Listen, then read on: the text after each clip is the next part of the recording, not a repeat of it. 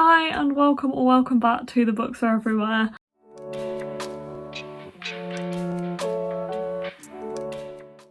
I am aware that I have been away for a while. Life has been very strange recently, life has changed a lot recently, and maybe I will discuss that at some point, but today is not the day for discussing what my life has been like in the past few months, but things are feeling a little bit more normal, I guess. I am getting back to things that make me feel myself again, and I am getting back to the things that I love doing, and that does include reading and does include, hopefully, making videos.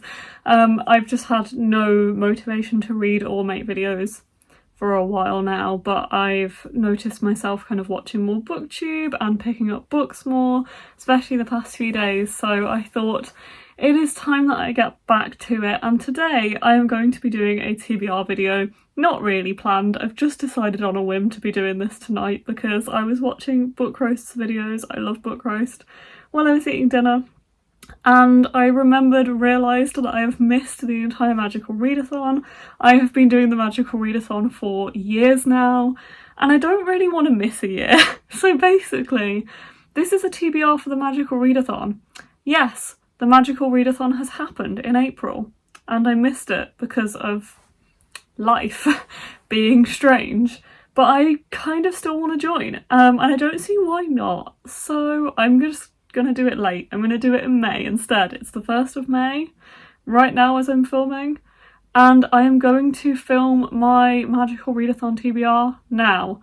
Probably going to be quite lenient on this in terms of I haven't necessarily looked up all of the rules and how much things have changed. I'm going with the same profession or calling as I have before, which is Feywild Cartographer. I haven't set up my character in the correct way that I should probably be doing. I've literally just picked my chosen calling and I've found the prompts for this spring equinox, and I am going to do those prompts. I don't know what I'm going to be reading for these prompts yet. I thought I would do this as a kind of vlog style video where I decide what I'm actually going to read in this video rather than decide it beforehand and tell you about it, if that makes any sense at all. So I haven't decided what books I'm going to be picking for these prompts yet. There are 7 of them. That's quite a lot in comparison to what I've been reading recently, but I am hoping that I'm gonna fully get back to reading kind of this month, so I'll get a lot more into it. So hopefully 7 is a manageable amount for me to read in May. I am going away this weekend as well with my family, and we're on a very rural weekend. We're not going and doing anything really busy, so I'm hoping I'll have some time to read. So anyway, if you want to know more about Magical Readathon, I'll link the announcement video for this year down below. I believe that G from Book Roast has also done more of background videos and things like that to explain the lore and everything behind this amazing readathon that she has created. Honestly, so much work that she puts into this readathon. It is insane, and I love it, and I've loved doing it every year, so I don't want to lose it this year. So let's get started. As I said, my chosen calling is Feywild Cartographer, so my character loves maps and maps the terrain, which I love. So the prompts for the spring equinox, I will put a screenshot here so you can see them, and there's then a document with all of the prompts on. So let's get started with the first prompt, which is Elemental Studies, or the first class I take is Elemental Studies. The prompt for that is a source of light on the cover, and I do have an idea of what I want to read for this one, so I'm going to grab that book. I'm sure there are many books I could have chosen for this one with a star on the cover, or the sun or anything like that, but I'm going for Hello From Here by Chandler Baker and Wesley King. This one's been on my radar for since COVID, I guess, because this book is about a pandemic. And I think it was actually written during lockdown, one of the first lockdowns. And I heard about this when I did my uni degree. We discussed it as part of upcoming young adult books. I never saw it in person until I actually went to America last year, and I found it in Barnes & Noble, and I was like, that concept grabbed me so much at the time that when I saw it, I just wanted to pick it up. So it's following Maxine and Jonah, who meet in a supermarket just as California is going into lockdown. So Max has a part-time job as a personal grocery shopper, and Jonah's pre-existing anxiety is about to become an epic daily struggle, and they get to know each other through FaceTime dates, socially distant playground hangs, and the escalating heartbreaks of the pandemic. I am really intrigued on how this is going to be, and I feel like it's going to give a nice, easy, young adult romance vibe that I'm looking for at the moment, but I feel like will be easy for me to like fall into the story of. So, and I just love this colour and cover. I love this cover. And it has many stars and a shooting star and the sunset, so I feel like there's a few sources of light on the cover. I just think this is a really interesting concept, and I'll be interested to read it. Now I think I'm distant enough from the pandemic that I'll be able to enjoy this for what it is and not be too annoyed or worried about lockdowns and things like that. So that is book 1. Let's look at prompt number 2, which is for shapeshifting, and the prompt for shapeshifting is: read from an author who blurbed your last 5-star read. Okay, I can think of one book I read recently which I rated 5 stars. I'll grab that, see if anyone blurbed it, because I'm not sure. Okay, this is the last book I rated 5 stars. It has 2 blurbs. It has one from Sarah Zar, don't have anything by them, and it has one by Gail Foreman, don't have anything by them. There is no other blurbs, so I don't think we'll be using this one. What's the 5-star read before that? I have my laptop in front of me, so let's see. Espadere Street, that could be a really interesting one. I don't own a copy because I borrowed it, but surely a lot of people have blurbed Espadere Street. I just don't have a copy of it. Okay, interesting. I have found a blurb for Espadere Street on a listing for Espadere Street, which is by Neil Gaiman. And it says his work was mordant, surreal, and fiercely intelligent. I think the only book I actually have that I haven't read by Neil Gaiman is Norse mythology. I'm not 100% sure that's what I want to read. Yeah. I think I would rather read another book by him, like Stardust I really want to read and haven't, but I don't own it yet. So I'm going to put in Norse mythology for now, so let me grab that, wherever it is. Okay, so I found Norse mythology. So this is a collection of Norse mythology that inspired modern fiction and are retold by Neil Gaiman. So this is not necessarily something that I was looking to pick up now. Oh, it has a receipt in it. I did not realise that. I don't think I bought this. No, that is the receipt for other things. Also has a postcard for The Familiars by Stacey Halls. I think somebody gave this to me, but I guess someone gave it to me at work and I just put the receipt in of the stuff I bought that day. And that postcard, that's pretty cool to find. Yeah, okay, so I guess I'm going to put in Norse mythology for now, but if I do come across a copy of Stardust, I might be tempted to pick up that instead. We'll see. We'll see. But yeah, Norse mythology by Neil Gaiman. It's not what I expected to get off the back of Espadere Street or that prompt in general, but I'm not mad about it. Okay, the next one is Animal Studies. And the prompt for this one is yellow title. So this means like the text is yellow on the title. I can see one like where my phone is propped right now, but I am going to look at some other books on the shelves behind me, so bear with me a second.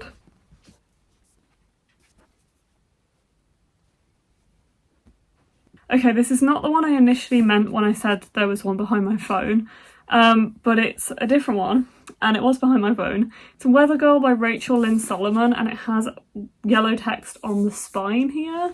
The copy of Starter for 10, which I bought the other week, has a very, very pale yellow spine, yellow font.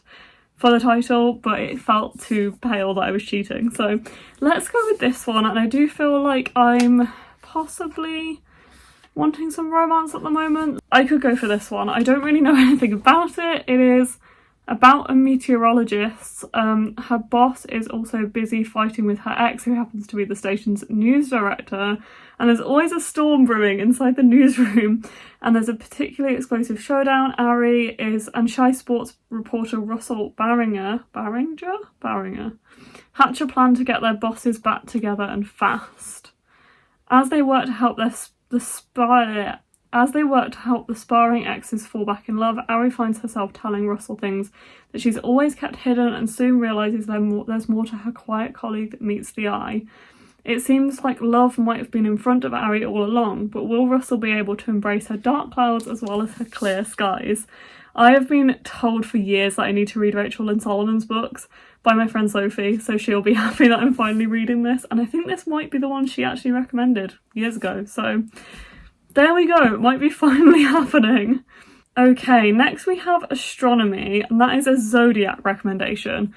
So I don't know how this is going to go. I'm going to record my screen on my laptop while I try and find one of those zodiac recommendations until I find a book that I haven't read yet. So the idea of this prompt is to find a list of books that your star sign should read. So I'm a Libra. So I'm going to look up some lists and we'll see how that goes. Okay, I was going to go for Instagram, but I can't log in on my laptop. It's just not letting me. So I'm going to just Google books that Libras should read. Let's see. Popular Libra books for Libra. Do I go for Penguin? I'm going for Penguin.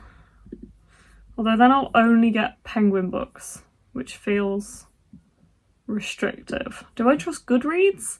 There's popular Libra books on Goodreads. I don't know whether I should just go for that. Let's see what it says. Oh, the Love Hypothesis is on here. Beach Read is on here, which I'm tempted by. Me Were Liars is on here. There's some other titles that are kind of jumping out to me on here that I don't own. But I think the only one, The Cloisters, I've read that recently. Didn't think too much of it. One True Loves, I would love to read that, Taylor Jenkins Reid, because I love Taylor Jenkins Reid. But I feel like I should probably read something that I already own. Little Women, love that book. Okay, so we've got Beach Read from this list so far, which I am tempted by. Okay, let's bear that in mind. Your official reading list for Libra season, but does that mean for Libras? Pride and Prejudice, I've read that. Conversations on Love, I've not read that, but I have read a very similar book by Dolly Alderton. Normal People, I haven't read. Film for Her. Book Lovers by Emily Henry, which I have read, but that does make me more inclined to pick up Beach Read. Okay, let's try this one as well, but I'm thinking maybe Beach Read. Okay, it's come up on a third list. Right, we're going for Beach Read by Emily Henry. It's happening. Okay, here it is. It was also behind my phone because all of my romance books, my Afterlight books are. There's no synopsis in here. Let's see if there's actually a synopsis in this book. Possibly not. Oh, here we go. There's a little one on the back. So it says, January is a hopeless romantic who narrates her life like she's the lead in a blockbuster movie. Gus is a serious literary type who thinks true love is a fairy tale. But January and Gus have more in common than you think. They're both broke, they both have crippling writer's block, and they need to write bestsellers before summer ends. The result, a bet to swap genres and see who gets published first. The risk, in telling each other's stories, their worlds might change entirely. That sounds interesting. I really loved Book Lovers. I loved the audio of Book Lovers, so I might look for the audiobook of this. And I do want to read more Emily Henry, so I feel like this is actually quite a good decision. And I just didn't know what to expect with that prompt, but Beach Read by Emily Henry and 2 Afterlight books, which is pretty cool as well. Okay, the next prompt is alchemy, and it's a book with circles on the cover, or a circle on the cover. No idea what to pick for that, but I'm just going to have a quick browse of the shelves behind me and see what I come up with.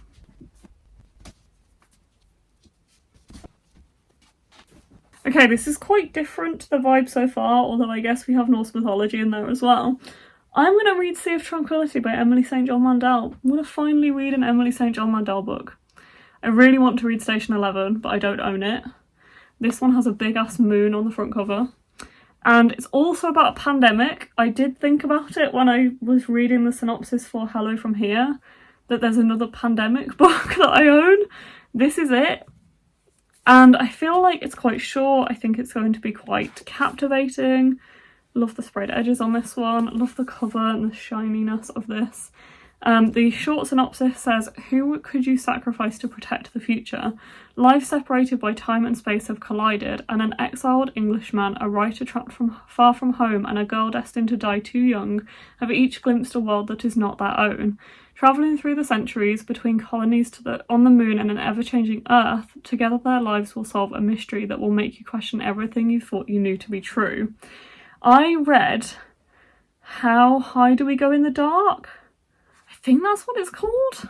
Yeah, How High We Go in the Dark, and I loved that. And I feel like this has a similar vibe. That was a pandemic book. This is also about pandemic, I think, from what I understand, although doesn't say too much on the synopsis. And I've heard really good things. And really, really want to pick this up. So I'm glad that I noticed that one has a circle on the cover in the form of a moon. Feels like it fits. Okay, the next one is Inscription. Write down 3 titles, fold it, and then pick one. Let's look at this stack here, which is like books I've received recently that I would quite like to pick up. And let's go from there. Okay, here's 3 random books I've received or picked up recently. I really want to read all of them. So we have Salt Blood, The Familiar, and Start of a 10 by David Nichols. Let's do this the lazy way. 1, 2, and 3. And I'm going to ask Google for a number between 1 and 3. Hang on a second. Random number generator. 1 and 3. So 1, 2, 3. Generate a number. And it's 3. So it's Salt Blood by Francesca de Torres, which I believe that this is a pirate book. Don't really read pirate stuff. I don't really like it a lot of the time. But I got caught into the hype of everyone in the office picking this up when it came out a few weeks ago. And one of my colleagues has started reading it and says that she's loving it and can't put it down. So the past few days I have been really wanting to pick it up because she's been like raving about it. So I'll read you the synopsis a bit longer. It says, in a rented room outside Plymouth in 1685, a daughter is born as her half-brother is dying. Her mother makes a decision. Mary will become Mark and Mar will continue to collect his inheritance money. Mary's dual existence as Mark will lead to a role as footman in a grand house, serving as a French mistress, to the navy, learning who to trust and how to navigate by the stars, and to the army and the battlegrounds of Flanders, finding love among the bloodshed and the mud, but none of this will stop Mary yearning for the sea. Drawn back to the water, Mary must reinvent herself again. For a woman aboard a ship is a dangerous thing. This time Mary will become something more dangerous than a woman. She will become a pirate. This is 2 things I don't really pick up. Historical and maritime pirate stuff. But I don't know. It could grip me. Why not try it? It's a beautiful book. I own it now. And my colleague's been raving about it, so there we go. The last prompt is Demonology. And the prompt for that is a book you didn't pay for. Okay, so a book I've either been gifted, a proof, or one I'm going to borrow. I have an idea actually for a proof that I want to read soon, so I might just grab that one, but I'm going to have a quick look at my shelves to consider. Okay, I'm going to pick up ASAP by Axio, which was the first book that came to mind. I've had this for a while as a proof, and this one honestly means so much to me because it came from Elle at Harper Insider, and she sent a note saying, I know you loved XOXO, so I'm sending a proof of this. Enjoy, Beth. I didn't ask for this. I'll just send it to me because she remembered that I loved XOXO, and I think that is just the sweetest thing, and it made my day. And it's been out for like 3 months and I still haven't read it, so I really want to read it. And I loved XOXO. I felt so like engaged with that story, just really enjoyed it, so I really do want to read this one. It's another book about a K-pop star. So it's about Sori, who has worked her whole life to become a K-pop idol until she realises she doesn't want her life forever in the spotlight. But that's not actually up to Sori. She's caught between her exacting mother's entertainment company and her father's presidential aspirations, and as the pressure to keep her flawless public image grows, the last person she should be thinking of is her ex-boyfriend. Nathaniel is off limits, she knows that, a member of one of the biggest K-pop bands in the world and forbidden from dating. He isn't any more of an option now than he was 2 years ago. Still, she can't forget that their whirlwind romance was the last time she remembers being really happy, or that his family welcomed her into their home when she needed it most. So when Nathaniel finds himself rocked by scandal, Sori offers him a hideaway with her. Back in close quarters, it's hard to deny their old feelings, but then Sori gets an opportunity to break free from her parents' expectations and she will have to decide. Is her future worth sacrificing for a second chance at love? Honestly, not a series or not a book that I would generally pick up. It sounds too young for me now, too cliche, but I loved XOXO so much. I don't know why, there was just something about it that I really enjoyed. So I just loved the writing, I felt really into the story. I have high hopes for this, even though it's still one that I read the synopsis of and think that's not something I'd necessarily pick up. Very excited for it, so I'm gonna read this. That is quite a varied TBR of 7 books. Here is the 7 that I will be reading for hopefully the month of May. ASAP by Exio, Saltbird by Francesca de Torres, Sea of Tranquility by Emily St. John Mandel, Beach Read by Emily Henry, Weather Girl by Rachel and Solomon, Norse Mythology by Neil Gaiman, and Hello From Here by Chandler Baker and Wesley King. Not what I expected, but I didn't know what to expect when coming into this video, which is why I was quite excited to film it. I'm glad that I'm going to be joining this readathon, even if it's a month late. Again, I will leave the information down below. There will be another semester, like another month of the readathon in August, so you can join before then if you wish to. And I hope you've enjoyed this video. Me being back on YouTube, hopefully I can continue making some videos in the next few weeks, and I'll see you again soon. Bye.